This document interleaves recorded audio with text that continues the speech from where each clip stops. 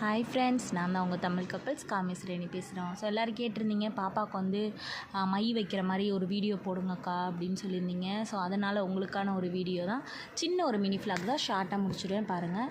எப்போவுமே வந்து நான் அச்சில் வந்து பொட்டு வைக்க மாட்டேன். ஸோ அச்சில் வச்சா வந்து டிசைன்ஸ் எல்லாம் நேராக வைக்கிறப்ப சைடாக அந்த மாதிரி போகுது.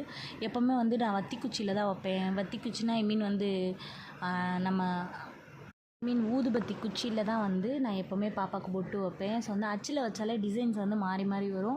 ஸோ இந்த டிசைன் உங்களுக்கு பிடிச்சிருக்கான்னு பாருங்கள். தென் அதுக்கப்புறம் வந்து பாப்பாவுக்கு வந்து திஷ்டிக்காக வந்து கன்னத்தில் மை வைக்கிறோம். அது ரவுண்ட் ஷேப்பில் வராது, அதனால் வந்து நான் நம்மளோட காஜலோட இது இருக்குல்ல, அந்த இதோட வந்து நான் ரவுண்ட் ஷேப்பில் வச்சு பாப்பாவுக்கு வச்சுருப்பேன். ஸோ இதையும் பாருங்கள். ஸோ இது டிப்ஸ் கூட கிடையாது, நிறைய பேர் இந்த மாதிரி பண்ணுவாங்க. இல்லை அச்சு கூட ரவுண்ட் அச்சு கூட தனியாக இருக்கும், அதையும் வச்சுக்கலாம்.